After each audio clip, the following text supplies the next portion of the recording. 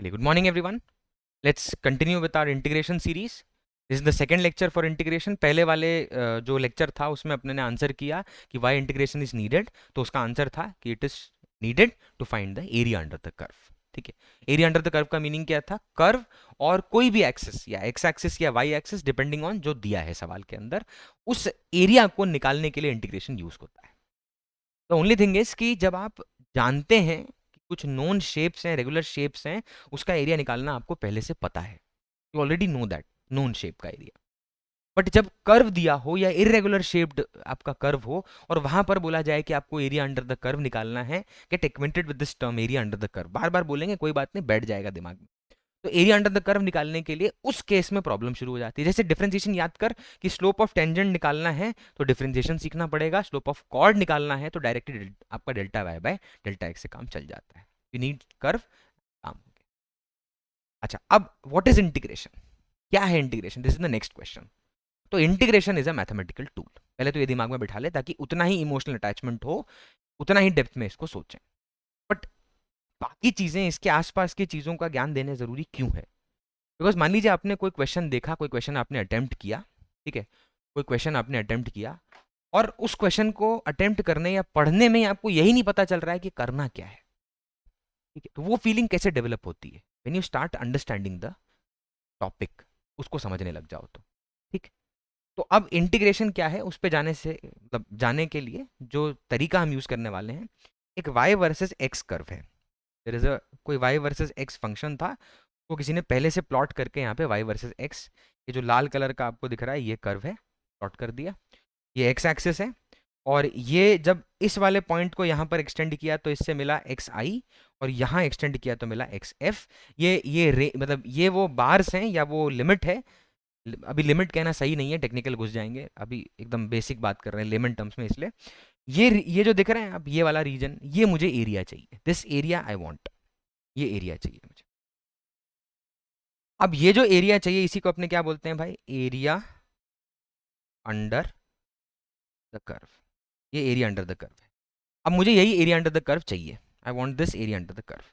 अब ये area under the curve कैसे निकलेगा, क्या तरीका होगा? तो ऑब्वियस सी बात है, प्रॉब्लम वही है कि सर ये नोन शेप में तो तोड़, मतलब आप इसको तोड़ नहीं पाओगे। ग्राफ पेपर पे प्लॉट करके किसी ने दे भी दिया, चलो अगर किसी ने सिर्फ इक्वेशन दे के छोड़ दी तो ऑब्वियस सी बात है प्लॉट करना अपने बस में नहीं है। ठीक है, don't take it personally, ego वाली बात नहीं है, जरूरत नहीं है, मतलब अपने लिए रिक्वायर्ड नहीं है। हाँ, मैं अगर कोई जेई में मैथ्स के हिसाब से सोच रहा है तो ऑब्वियस सी बात है भर भर के आएगा, कर्व कैसे फिटिंग करते हैं, कर्व ड्रॉ कैसे करते हैं, प्लॉट कैसे करते हैं, डोमेन रेंज, ये सब। ठीक। तो अभी आप सिर्फ इतना समझो कि भाई बेसिक फिजिक्स के पॉइंट ऑफ व्यू से एरिया अंडर द कर्व निकालना है और ये नॉन शेप में भी टूटेगा नहीं क्योंकि प्रॉब्लम है ये एक इरेगुलर शेप्ड कर्व है। तो क्या तरीका हुआ इसको निकालने का? सुनना भाई ध्यान से, उस आंसर को सुनना, अपने आप समझ आएगा कि कैसे डिफरेंस, मतलब सॉरी डिफरेंशिएशन बोल रहा हूँ, कैसे इंटीग्रेशन डेवलप हो रहा है, कैसे इंटीग्रेशन पैदा हो रहा है, फंक्शन कैसे पैदा हो रहा है। ठीक है, तो सबसे पहले इसको जूम करते हैं। अब साइड में लाते हैं, मतलब ये इंटीग्रेशन नहीं है तो खाली बोल रहा हूँ।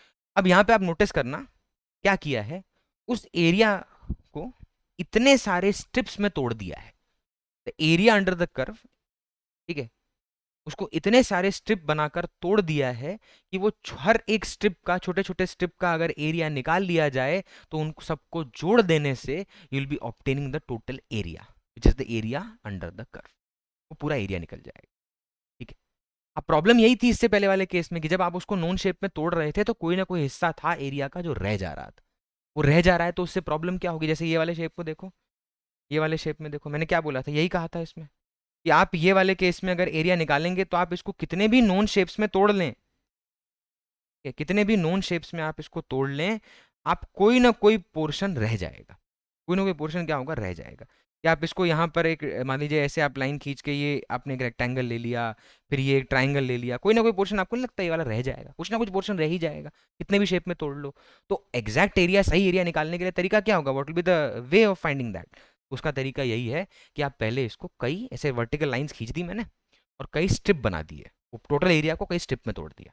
ठीक है, अब प्रॉब्लम ये है कि ये स्ट्रिप कितनी होंगी, ऐसे कितने स्ट्रिप, कितने लाइंस अपने खींचेंगे? तो यहाँ पर ऐसी इनफाइनाइट लाइन खींची जाएंगी, इनफाइनाइट, ये इन्फिनिटी मतलब बहुत सारी, गिनेंगे नहीं। ये तो पढ़ाने के लिए दो लाइन के बीच में आपको दिख रहा है काले रंग का गैप, लेकिन अगर मैं एक्चुअली इसको कंसिडर करूं तो there are many line, there are infinite lines, infinite lines है यहाँ पर भैया।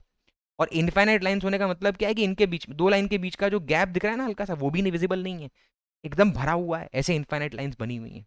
बट पढ़ाना है ना आपको, तो क्या लाइन मतलब इनफाइनाइट लाइन ऐसे पूरा भर दूं कलर से और दिखाऊं कि देखो लाइन है? नहीं ना। तो ऑब्वियस बात है लाइन बनाना पड़ेगा, तो लाइन बनाया मैंने एक एक। अब मुझे इसका टोटल एरिया चाहिए, तो क्या तरीका होगा? तो इतने सारे लाइन बना दिए, इतने सारे लाइन बना दिए कि अब जो एक स्ट्रिप का एरिया होगा वो निकालो, फिर दूसरे का निकालो, तीसरे का निकालो, ऐसे इनफाइनाइट स्ट्रिप का एरिया निकालो और सबको जोड़ दो। डोंट वरी, लिटरली नहीं करना है, वो मैथमेटिकल अप्रोच बिल्ड करना है।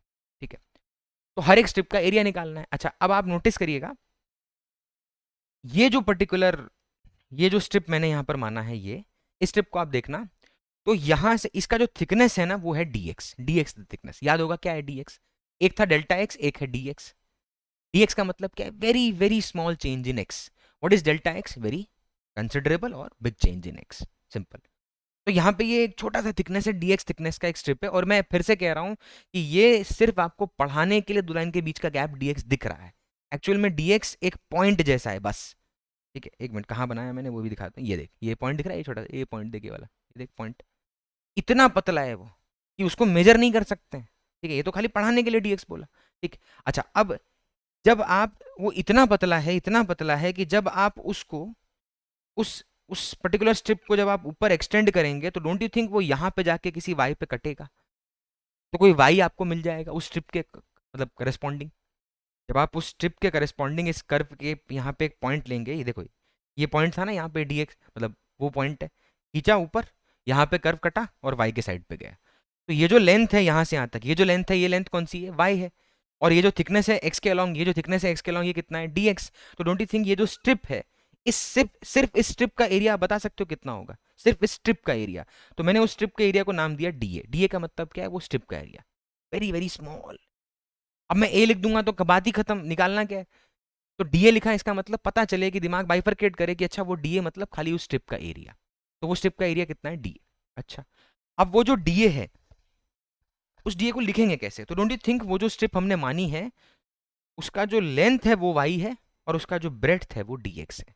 तो वो जो छोटा सा एरिया उस रेक्टेंगल का निकल के आएगा, वो होगा y multiplied by dx। Rectangle का एरिया क्या होता है? लेंथ इंटू ब्रेड्थ, ये होता है लेंथ इंटू ब्रेड्थ, और क्या होता है? तो हमने y और dx को मल्टीप्लाई कर दिया, उससे क्या मिला? dA। चलिए, अब जो मिला है पहले उसको जूम आउट करके बाजू में लिख लेते हैं। ठीक है, तो हमने क्या ऑब्टेन किया? अभी हमें क्या ऑब्टेन हुआ है? तो हमने सिर्फ dA निकाला है, और dA खाली एक स्ट्रिप का एरिया है, which is obtained by multiplying y into dx। ठीक है, अच्छा, अब आप नेक्स्ट स्ट्रिप पे जाओ, उसका थिकनेस dx, उसके लिए कोई y। फिर नेक्स्ट स्ट्रिप पे जाओ, उसका थिकनेस dx, उसके लिए फिर से कोई y। ऐसे आप सारे डीए डीए डीए जब निकाल दोगे और सब डीए को जोड़ दोगे, तो उससे आपको टोटल एरिया मिल जाएगा। ठीक है, अब मैं मान ले, ये जो एक्सप्रेशन ऊपर लिखा है, मान ले मैं यहां पर सिंबल लगाया मैंने समेशन का, देखना इसको, देखना ये, देखना मैंने समेशन का सिंबल लगाया। अब समेशन का सिंबल लगाया, तो मुझे समेशन कब करते हैं? जब डिस्क्रीट डेटा हो और पता हो कि कितने हैं। ऐसे कितने डीए होंगे? इनफाइनाइट। तो क्या मैं समेशन का सिंबल लगा सकता हूँ? ऐड ही करना है मुझे, बट क्या मैं समेशन का सिंबल लगा सकता हूँ? नहीं, I can not do this. तो अगर मैं समेशन का सिंबल नहीं लगा सकता, क्योंकि ऐसे इनफाइनाइट डेटा है, इनफाइनाइट एरिया एग्जिस्ट करते हैं, तो मैं यहां पर एक नया सिंबल लगाऊंगा, जिसको हम बोलेंगे इंटीग्रेशन। क्या लगाया भाई? इंटीग्रेशन का। तो ये क्या कह रहा है? What is this? क्या कहना चाह रहा है? ये कह रहा है इंटीग्रेशन, ये कह रहा है इंटीग्रेशन कह रहा है। और किसका इंटीग्रेशन? टीए का। टीए मतलब क्या? स्मॉल चेंज इन ए। तो जो क्वांटिटी है वो कौन सी है? ए। टीए क्या शो कर रहा है? स्मॉल चेंज इन ए। तो तुम स्मॉल स्मॉल एरिया निकालते जाओ और उन सब एरियाज को जोड़ दो, कितनी बार? इनफाइनाइट बार। और इनफाइनाइट बार जोड़ने के लिए क्या लगाना पड़ता है? सिंबल इंटीग्रेशन का। तो वो जो इंटीग्रेशन है ऑफ डीए डीए डीए, वो प्रोड्यूस करेगा A. Integration of d A will produce A. तो आपके इस एक्सप्रेशन में जो एलएचएस के अंदर था, उसका इंटीग्रेशन तो ए आ गया। आरएचएस के अंदर का कोई आंसर नहीं आएगा, उसको हम ऐसे ही लिख के छोड़ देंगे वाई डी एक्स के फॉर्मेट में, बस ऐसे ही लिख के छोड़ दिया, ये वाई डी एक्स के फॉर्म में। ठीक है, तो ये जो वाई डी एक्स के फॉर्म में हमने उसको लिख के छोड़ दिया, यही इंटीग्रेशन है। जैसे आप याद करिए, आपने पढ़ा था डिफरेंशिएशन, तो कैसे लिखते थे? D y by d x. D y by d x का मतलब क्या था? Differentiation of y with respect to x. किसको डिफरेंशिएट कर रहे हैं? वाई को। किसके रिस्पेक्ट में कर रहे हैं? एक्स के। वैसे ही यहां पर देखिएगा, देख क्या मिल रहा है आपको? तो you are getting area, area under the curve. ये फोकस अभी मेन नहीं है, मेन फोकस ये है कि आपके आरएचएस में आप देखिए, ये जो आरएचएस में देखिए, इसको देखिए, आप इस पे फोकस करिए। तो आरएचएस में आप नोटिस करिए क्या क्या है। तो यहाँ पे आप किसको इंटीग्रेट कर रहे हैं, वाई को, और किसके रिस्पेक्ट में इंटीग्रेट कर रहे हैं, एक्स के। जैसे यहां पर किसको डिफरेंशिएट कर रहे हैं, वाई को, किसके रिस्पेक्ट में कर रहे हैं, एक्स के। और वैसे ही वहां यहां पर किसको इंटीग्रेट कर रहे हैं, वाई को, किसके रिस्पेक्ट में कर रहे हैं, एक्स के। अच्छा, ये जब आप डिफरेंशिएट करते थे, डिफरेंशिएशन करने के लिए क्या चाहिए होता था शुरुआत में, तो y in terms of x चाहिए होता था, y as a function of x चाहिए होता था। यही तो चाहिए होता था, y in terms of x, कि भैया फंक्शन दो, उसको डिफरेंशिएट करने, काम हो गया। वैसे इंटीग्रेट करना पड़ेगा। तो what do you need the function y in terms of x and जिसके रिस्पेक्ट में इंटीग्रेशन हो रहा है। मतलब थोड़ा और प्रोमिनेंट तरीके से सुनो इसको। मान लिया मैंने लिखा इंटीग्रेशन y dx, पढ़ना, और मैं जैसे बोल रहा हूँ वैसे पढ़ना भी है भाई। तो अभी वोकैबुलरी भी बिल्ड हो रही है, उस पर भी ध्यान देना। हर एक चीज आपके लिए नई है, उस तरह से डील कर रहा हूँ मैं। ठीक है, यहाँ मान ले y dt, यहाँ मान ले x dy।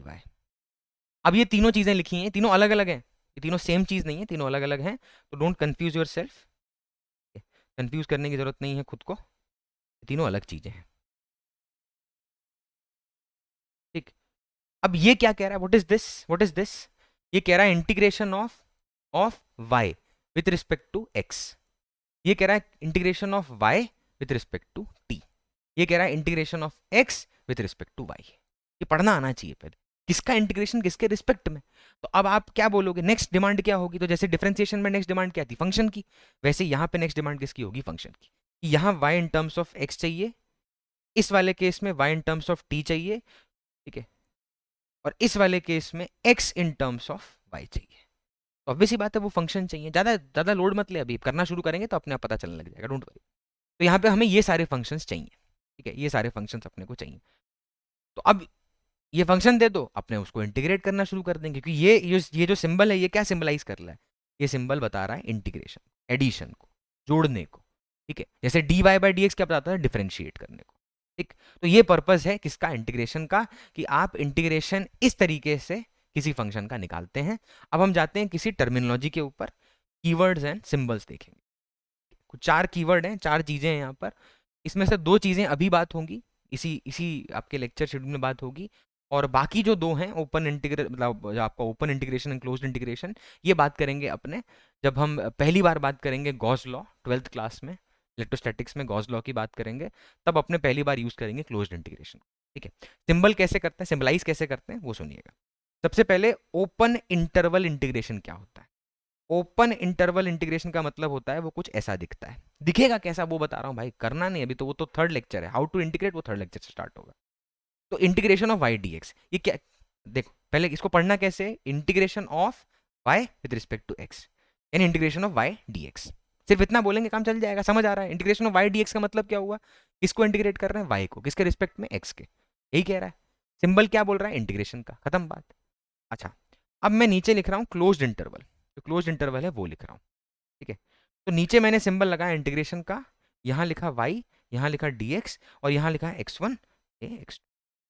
ठीक है, क्या नंबर दे दो, 2 से 4, एग्जाम्पल है बस, ये 2 4 ज्यादा सोचना मत कि अच्छा 2 4 ही होता है, नहीं नहीं ऐसा कुछ।